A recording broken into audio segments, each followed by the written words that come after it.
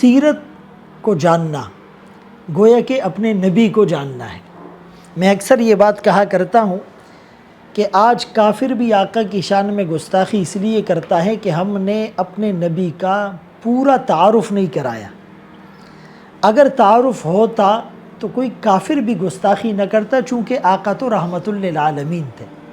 تعارف تھا تو چاند دو ٹکڑے ہو گیا، سورج کی رفتار رک گئی، درختوں نے زمین کو چیر کر سلام کیا، کنکر ہاتھ میں کلمہ پڑھنے لگے، اونٹنی نے قدموں میں لا کر سر رکھ دیا، صدیق اکبر نے مال نچھاور کر دیا، فاروق اعظم گرویدہ ہو گئے، عثمان غنی نے غلام آزاد کر دیے، حضرت علی موت کے بستر پر لیٹ گئے، بلال کو تپتی ہوئی ریت پر لیٹنا اچھا لگا، خباب اپنی چربی سے انگاروں کو بجھانے والے بن گئے، ابو فقیہ کی پسلیاں ٹوٹ گئی، سمیہ دولخت ہو گئی، عمار اور یاسر مشق ستم بن گئے۔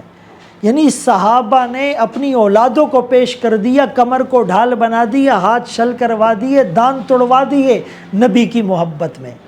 ہم تعارف کراتے تو کوئی کافر میرے آقا کی شان میں گستاخی نہ کرتا۔ اس لیے اپنے نبی کی سیرت کو جاننا اتنا ضروری ہے جتنا اپنے آپ کو بھی جاننا ضروری نہیں۔ النبی اولیٰ بالمؤمنین من انفسہم، ہم نے اس کو بالکل رسمی بنا لیا ہے۔ بس جی سیرت کے واقعات، سیرت کا پروگرام، سیرت النبی کا جلسہ، ایک ہے سرد السیرہ، ایک ہے فقہ السیرہ، ایک ہے سیرت پڑھ کے چلے جانا، سن کے چلے جانا، ایک ہے سیرت کو سمجھنا۔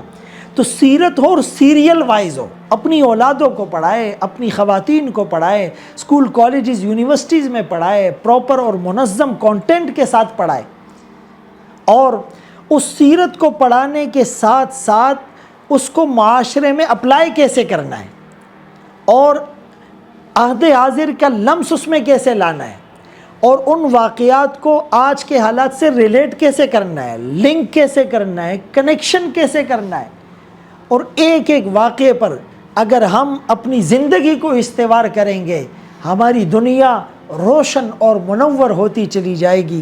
اللہ ہمیں صحیح طریقے پر سیرت کو پڑھنے، پڑھانے، اپنانے کی توفیق نصیب فرمائے۔ وآخر دعوانا ان الحمدللہ رب العالمین۔ سوشل میڈیا پر سب سے قدیم اور سب سے ریلائبل برانڈ درسقرآن.com